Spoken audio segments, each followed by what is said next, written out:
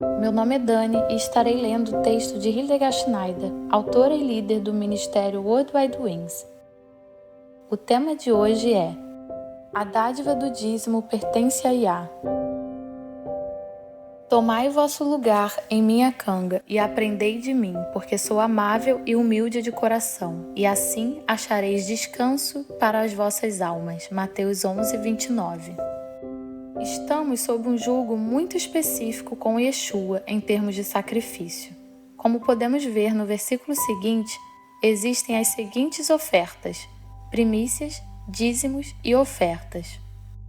Levareis para lá vossos holocaustos e vossos sacrifícios, vossos dízimos e vossas dádivas especiais. O que em voto tiverdes prometido, vossas ofertas voluntárias e a primeira cria de todos os rebanhos. Deuteronômio 12:6. A bênção do dízimo. Trazei, portanto, todos os dízimos ao depósito do templo, a fim de haja alimento em minha casa, e provai-me nisto. Assegura Yahvé dos exércitos, e comprovai com vossos próprios olhos se não abrirei as comportas do céu e se não derramarei sobre vós tantas bênçãos que nem conseguireis guardá-las todas. Malaquias 3:10. Provérbios 3:9 diz: honra Yahvé com teus bens e com as primícias de todos os teus rendimentos. Além disso, Yahvé reivindica o nosso dízimo. Todos os dízimos da terra, tanto dos produtos das lavouras como dos frutos das árvores, pertencem a Yahvé. São, portanto, dedicados a Yahvé. Levítico 27:30. Todos os anos separarás o dízimo de todo o trabalho da tua semeadura que a terra produzir. Deuteronômio 14:22. Yeshua também ressalta a obrigação de dar o dízimo a Yahvé. Ai de vós, doutores da lei e fariseus hipócritas, porque dais o dízimo da hortelã, do endro e do cominho, mas tendes descuidado dos preceitos mais importantes da lei: a justiça, a misericórdia e a fé. Deveis sim praticar estes preceitos, sem omitir aqueles. Mateus 23:23.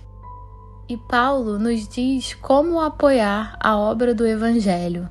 Não sabeis vós que os que prestam serviços sagrados se alimentam com o que pertence ao templo e que os que servem diante do altar participam do que é oferecido no altar? Assim Yahvé também ordenou aos que proclamam o Evangelho que igualmente vivam do Evangelho. 1 Coríntios 9:13-14. Yahvé diz que se alguém não lhe trouxer o dízimo e ofertas, este está roubando a Yahvé. Em Malaquias 3:8 diz: pode um ser humano roubar algo de Elohim? No entanto, estais me roubando, e ainda ousam questionar: como é que te roubamos? Ora, nos dízimos e nas ofertas. Elohim ainda sugere testá-lo com relação às suas bênçãos prometidas, como vemos em Malaquias 3:10. Trazei, portanto, todos os dízimos ao depósito do templo, a fim de que haja alimento em minha casa, e provai-me nisto, assegura o Yahvé dos exércitos. E comprovai com vossos próprios olhos se não abrirei as comportas do céu, e se não derramarei sobre vós tantas bênçãos que nem conseguireis guardá-las todas. E no versículo 11 vem uma declaração muito emocionante. E por amor de vós também impedirei que pragas devarem as vossas colheitas, e as videiras nos campos não perderão seu fruto. Promete Yahvé dos exércitos. O dízimo também serve para ameaçar o comedor. Vamos dar uma olhada mais atenta a isto. O que o gafanhoto cortador deixou, o gafanhoto peregrino comeu. O que o gafanhoto peregrino deixou, o gafanhoto devastador comeu. O que o gafanhoto devastador largou, o gafanhoto devorador comeu. Joel 1:4. Ou como vemos em outra tradução, o que ficou da lagarta, o comeu o gafanhoto. E o que ficou do gafanhoto, o comeu a locusta. E o que ficou da locusta, o comeu o pulgão. Joel 1:4. De acordo com alguns comentaristas, significa 4 espécies de, e não 4 insetos totalmente diferentes. O gafanhoto roedor, o enxame de gafanhoto, o gafanhoto devastador e o gafanhoto devorador. Outros intérpretes distinguem os 4 como 4 estágios diferentes do gafanhoto. Também concordo mais com esta explicação. A primeira espécie é a do gafanhoto Hagatsam, que acabou de nascer do ovo na primavera e não tem asas. A segunda espécie, Haar-AB, é quando eles, no final da primavera, ainda na primeira pele, dão à luz a filhotes sem pernas nem asas. A terceira espécie, Hayalek, é quando eles recebem pequenas asas após o terceiro desprendimento da pele antiga. Eles ganham pequenas asas que lhes permitem pular melhor, mas não voar. Como eles não podem sair e voar até que suas asas estejam maduras, eles devoram tudo à sua frente: grama, arbustos e cascas de árvores. Esta palavra hebraica é traduzida como enxame de gafanhotos. Jeremias 51, 27. A quarta espécie, Reihar Hasil, o gafanhoto devorador com asas, traduzida como a lagarta. O profeta Joel prevê uma sucessão de destruidores, cada um mais mortal do que o anterior. A visitação dos gafanhotos era uma das punições ameaçadas na Torá. Lançarás muitas sementes ao campo de tua terra, no entanto, colherás quase nada, porque os gafanhotos as devorarão. Deuteronômio 28, 38. Era uma das punições comuns de Elohim pelo pecado naquela terra, como a fome, a pestilência ou a praga.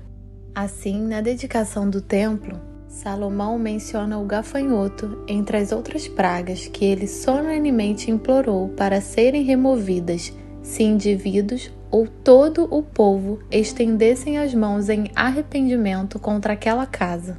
Quando a terra sofrer a fome, a peste, a ferrugem e mofo, o ataque dos gafanhotos peregrinos e das lagartas devastadoras, ou ainda quando os inimigos sitiarem suas cidades, quando em meio a qualquer praga ou epidemia. 1 Reis 8:37.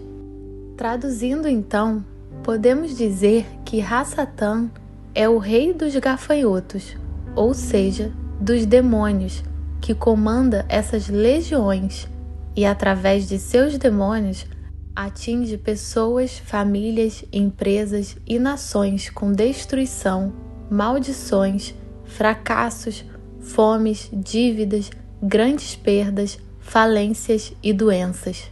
Dependendo da extensão da destruição, perdas, dívidas e etc., podemos ver o grau de invasão demoníaca. Existem pessoas que nunca saem do chão, perdem constantemente seus empregos, e outras que deixam montanhas de dívidas por onde quer que passem. Este é o trabalho dos gafanhotos. E qual é o remédio que Yahvé nos dá? Trazei, portanto, todos os dízimos ao depósito do templo, a fim de haja alimento em minha casa, e provai-me nisto, assegura Yahvé dos exércitos, e comprovai com vossos próprios olhos, se não abrirei as comportas do céu, e se não derramarei sobre vós tantas bênçãos que nem conseguireis guardá-las todas. Também impedirei que pragas devorem as vossas colheitas, e as videiras nos campos não perderão o seu fruto. Promete Yahvé dos exércitos. Malaquias 3, 10, 11. Resumindo, as primícias trazem bênçãos para a nossa casa. O melhor de todos os primeiros frutos e de todas as contribuições que ofertares será de propriedade dos sacerdotes. Darás, pois, a eles a primeira porção da tua refeição de massas e cereais moídos, a fim de que haja bênçãos sobre as vossas casas. Ezequiel 44, 30. A dádiva do dízimo ameaça os gafanhotos, como acabamos de ouvir em Malaquias 3:11. E é claro que Yahvé é honrado por essa dádiva, assim como a oferta do sacrifício. E é claro que nós somos honrados por ele também. Honrarei aqueles que me oferecem honra, mas aqueles que me desprezam igualmente serão tratados com desprezo. 1 Samuel 2:30. Também é importante que as primícias e os dízimos sejam levados ao seu armazém para servirem de alimento para os seus servos. Trazei, portanto, todos os dízimos ao depósito do templo, a fim de que haja alimento em minha casa, e provai-me nisto. Malaquias 3:10. O melhor de todos os primeiros frutos e de todas as contribuições que ofertares será de propriedade dos sacerdotes. Darás, pois, a eles a primeira porção da tua refeição de massas e cereais moídos, a fim de que haja bênçãos sobre as vossas casas. Ezequiel 44:30. Sejam todos ricamente abençoados.